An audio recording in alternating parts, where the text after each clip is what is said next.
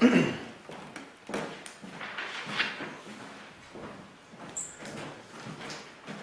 allez portable.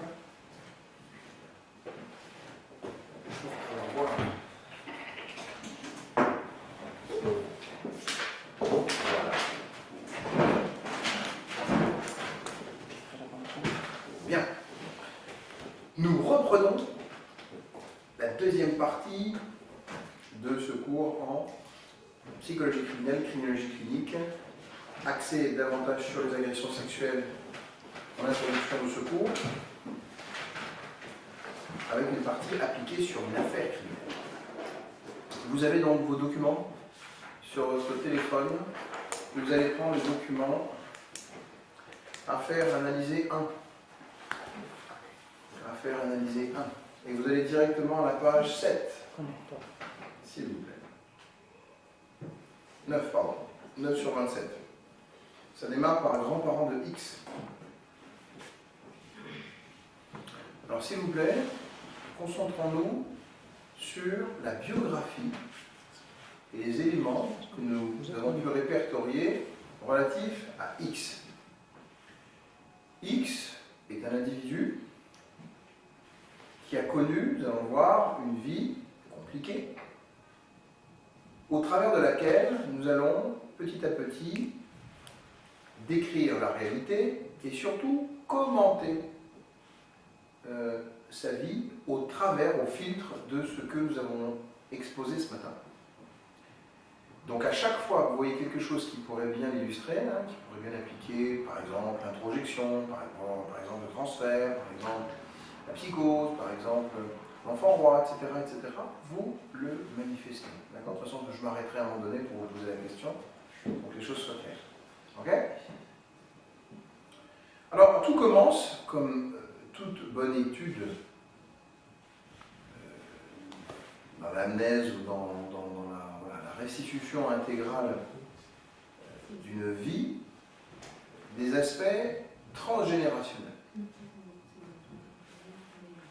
Transgénérationnel, ça veut dire qu'est-ce qui va venir, éventuellement, du passé sur plusieurs générations de l'individu. Par exemple, l'arrière-arrière-arrière-grand-mère avait déjà été violée et il se trouve que la victime a été violée. A priori, pas de lien direct, évidemment, mais on regarde de près quand même, parce qu'il existe des inconscients, il existe des victimations transgénérationnelles. Nous avons vu également ce matin qu'il y avait des reproductions inconscientes de situations qui peuvent aussi s'inscrire dans une dimension transgénérationnelle. Et pour toutes ces raisons, il faut quand même qu'on parte de très loin avant d'en arriver à l'individu et de voir chronologiquement, il avait 5 ans, il avait 10 ans, il avait 18 ans, qu'est-ce qui se passe. D'accord ? Donc on part de loin. Ses grands-parents paternels. Nous savons que le grand-père paternel est mort avant la naissance de X. Que la grand-mère paternelle est très froide, impassible, lorsque son fils tombe dans l'escalier et se blesse suite à la dispute avec son frère.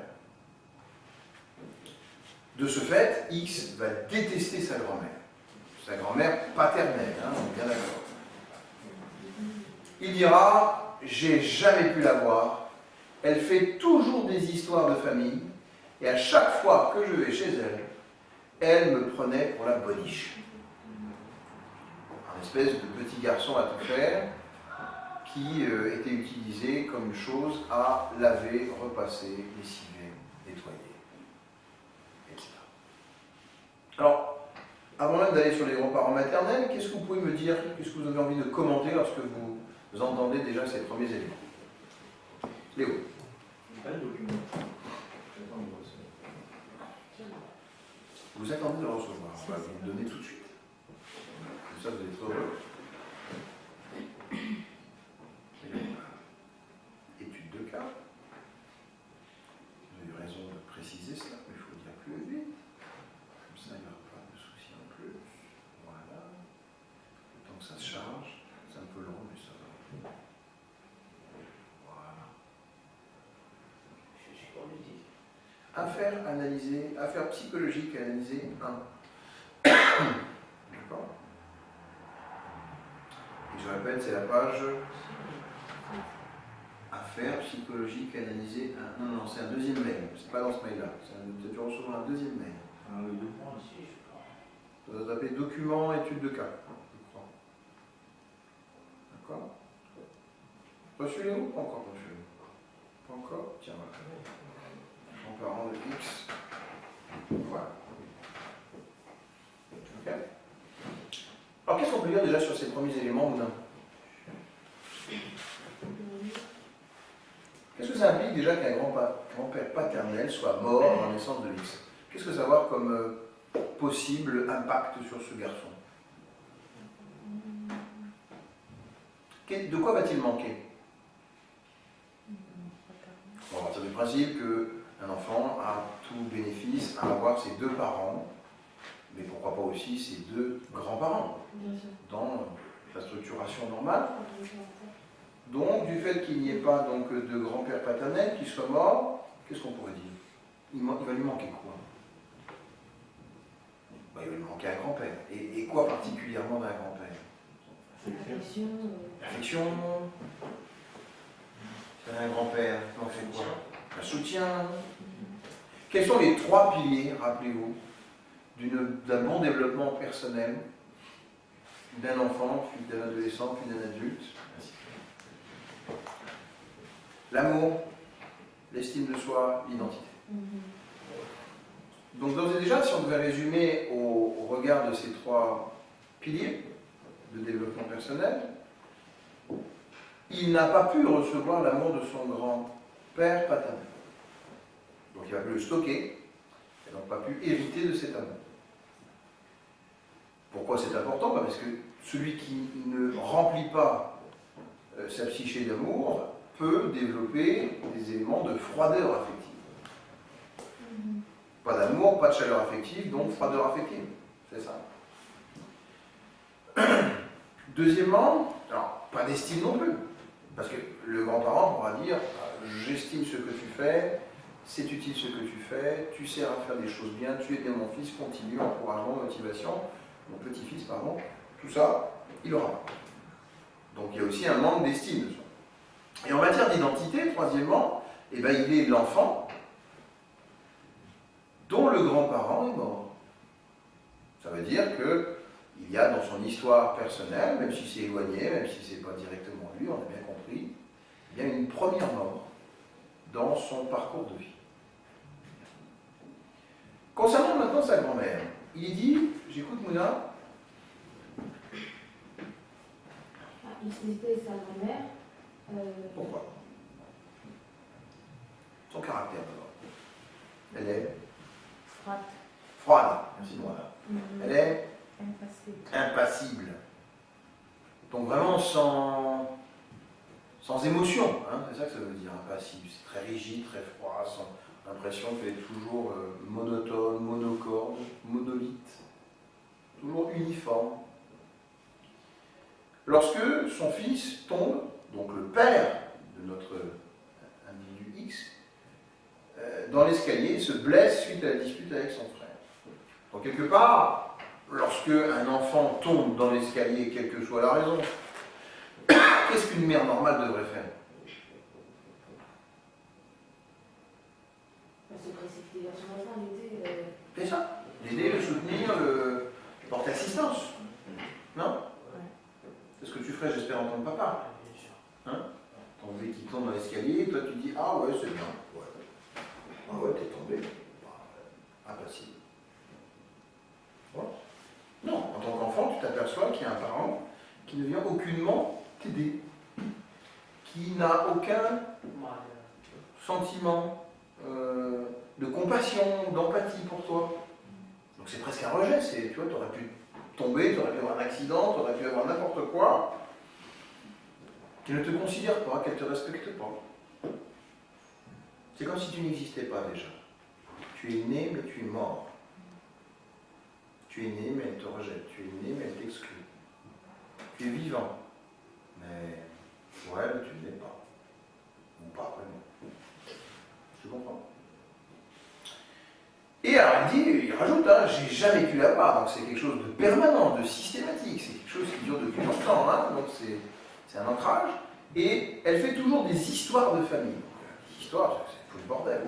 On ne peut pas vraiment s'entendre avec elle, on ne peut pas se réconcilier avec elle, on ne peut pas nouer des bonnes relations, des relations normales même avec elle, puisqu'elle fait toujours des histoires. Et à chaque fois que je vais chez elle, elle fait quoi, Bourna? Elle nous connaît pour la boniche. Ouais. Ça veut dire quoi, ça? Concrètement. C'est certainement ce qu'il y a de machin. Voilà. C'est ça. Donc, quelque part, quand vous êtes un petit enfant, fille ou garçon, bah, vous n'imaginez pas aller chez quelqu'un, même si cette personne a votre garde, hein, de vous livrer exclusivement à des tâches ménagères. Ça n'a pas de sens. Cette grand-mère, elle pourrait jouer avec lui, cette grand-mère, elle pourrait lui faire des goûters, elle pourrait le sortir, elle pourrait faire plein de bonnes choses. Mais non, lui, c'est que des tâches ménagères. Donc il est relégué à être un balai. Il est relégué à être un seau. Il est relégué à être une machine à laver. Il est donc chosifié au lavage. Vous comprenez? Déjà, ça c'est important. Vous comprenez bien que les racines du bien passent nécessairement par l'amour, le partage bienveillant, l'aide et le soutien affectif, toutes ces choses qui font qu'on va aussi valoriser son enfant petit à petit. Oh, mais comme il est beau ton dessin. Oh, mais comme tu marches bien maintenant. Oh, comme tu as grandi, mon enfant. Parfois, ça nous énerve, même quand on a des tantes ou des papas qui nous disent ça. Hein? Oh là là, qu'est-ce que tu as grandi? Oui, d'accord, ok. Mais, quelque part, ils portent une attention sur vous. Ils ne sont pas indifférents à vous. Ils ne sont pas étrangers à vous. Alors là, c'est pas du tout ça. Une grand-mère paternelle,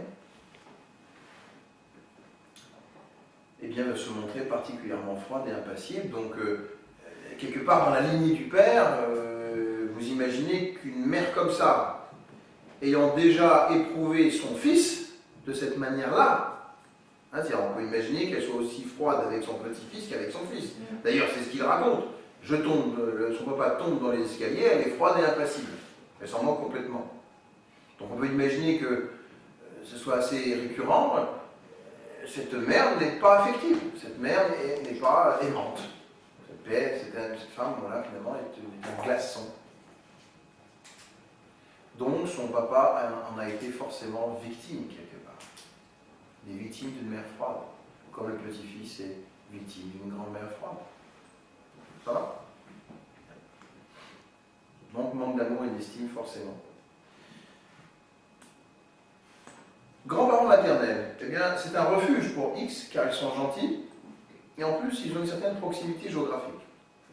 Alors, X les apprécie, surtout sa grand-mère maternelle. Alors, là, je veux dire à quel point il est crucial que lorsque un membre de la famille n'est pas à la hauteur des enjeux affectifs ou d'éducation normale, il est bienvenu, et toujours bienvenu, et quelle que soit la personne finalement dans la constellation familiale, même éloignée, qui apporterait, elle, cet amour, cette estime de soi, cette identité positive.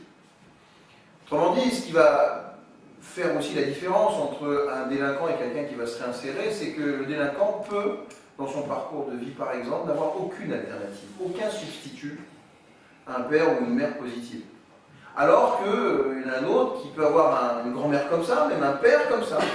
Mais à partir du moment où la maman, la grand-mère, la tata, une amie a vraiment joué un rôle positif à côté de cela, alors il aura quand même une ressource sur laquelle il pourra se fonder et développer son amour et une normalisation générale. Et donc c'est capital, c'est-à-dire se dire que quand vous avez un enfant qui n'est pas aimé, qui est maltraité, n'oubliez jamais que même vous pouvez lui apporter beaucoup d'amour. Vous ne serez pas le papa, vous ne serez pas la maman, mais vous serez peut-être un grand frère, vous serez peut-être un modèle, c'est-à-dire au moins il aura vu dans sa vie qu'il y a des garçons qui peuvent être bien, des mamans qui peuvent être bien, des filles qui ne sont pas toujours des salopes, des personnes qui sont tout à fait respectables, dignes d'être respectées.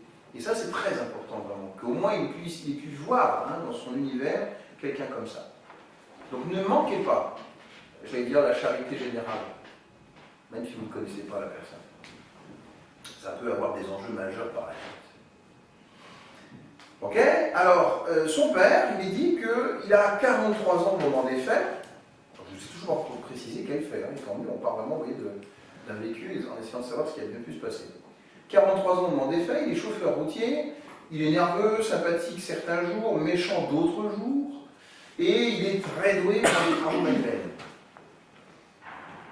12-13 ans auparavant, il y a eu une grave dispute avec son frère, ça l'amène, dont il se souvient du fait de la rigidité de sa mère, qui refuse de le payer pour des travaux effectués dans la maison de ce dernier.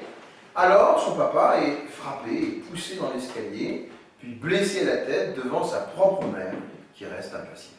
Ah oui, donc là, on comprend que c'était un contexte violent, on ignorait les détails. Donc là, on a quand même frappé, poussé dans l'escalier, blessé à la tête, et la mère ne dit rien, ne fait rien, et Monsieur X, petit-fils alors, ou fils de, observe la scène, est témoin de cette ahurissante attitude de sa grand-mère. Quel impact ça peut avoir sur le garçon? Parce qu'il est à l'école de la famille, il est à l'école de la vie. Donc il se dit, quand on est adulte, pour l'instant ce qu'il vient de voir de cette scène, c'est un adulte, quand il est normal, il est violent, il est conflictuel. Ou alors, quand on est adulte et que rien ne change, on est rigide, on est franc, on est impassible. C'est sa référence. Vous me suivez? En tout cas, du côté de sa mère, de son père, pardon, de son côté paternel. Pour l'instant, il en voit que du mauvais du côté paternel.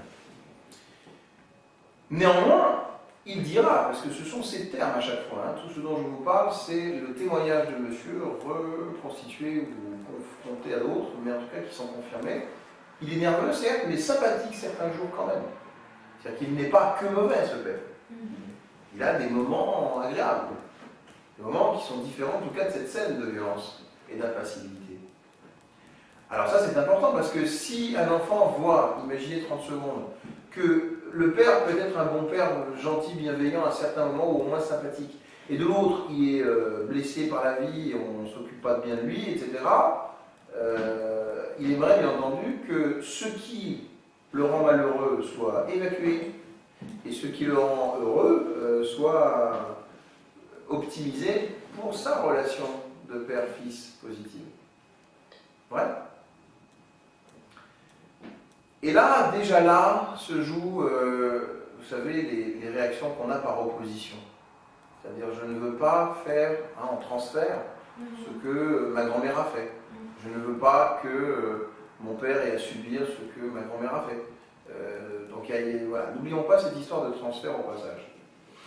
Bon, alors forcément, le mal-être de son papa, non résolu, à l'évidence, l'amène à devenir alcoolique. Parce qu'il est mal aimé de sa mère, parce qu'il est maltraité donc, ou mésestimé dans sa propre famille, parce qu'il n'y voit pas vraiment un développement personnel normal, lui, le père. Et donc, il devient alcoolique jusqu'à une dizaine de bouteilles par jour, ce qui n'est pas rien, et de ce fait aussi extrêmement violent avec X et sa propre femme, donc c'est la maman de X, sous l'empire de l'alcool. Plus quand on s'interpose à lui, mais il n'est pas violent néanmoins avec ses propres filles. Et alors là, qu'est-ce que vous pensez? S'il n'est pas violent avec ses propres filles et qu'il est extrêmement violent avec son fils, ça fait quel effet pour l'enfant? Voilà. Ouais, c'est injuste. Pourquoi lui, il a un traitement de faveur, entre guillemets, et les autres filles, elles sont protégées, elles n'ont rien? Qu'est-ce que j'ai fait moi pour mériter ça? Et puis, les filles, pourquoi elles sont protégées, pourquoi elles n'ont rien? Non seulement c'est injuste, mais ça laisse quand même aussi, on peut le comprendre, une forme de mépris de la femme, parce que la femme, non seulement la maman, là, la grand-mère, là, elle est impassible, c'est une horreur, mais en plus les filles, elles sont protégées. C'est quoi cette histoire, les femmes, là? Oh.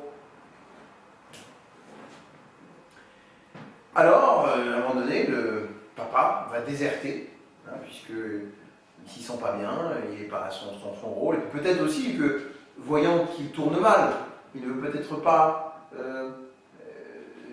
donner un mauvais exemple à son fils. Vous voyez. Quand on n'arrive pas à s'en sortir soi-même, mais qu'on a au moins la lucidité de se dire bon, bah, je vais pas bien, mais comme je n'arrive pas à revenir dans le bon chemin, dans le droit chemin, bah, je vais au moins m'éloigner pour que ce soit moins pire.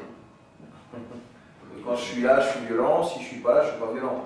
Enfin, si je suis là, je suis alcoolique. Si je suis pas là, je suis pas alcoolique. Mon fils le voit pas. Vous voyez, il y a quand même peut-être cette dimension-là qu'il faut prendre en compte. Oui, Guy. Non.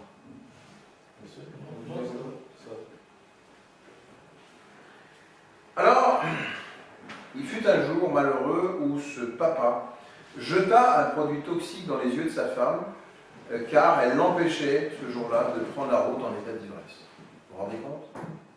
Donc dans ce basculement terrible, le papa va blesser gravement au regard son épouse, qui va rester handicapée à vie, qui sera à dire aveugle, hein, pour tout dire. Conséquence, alors c'est là où il faut bien réfléchir, le fils, donc notre petit-fils X,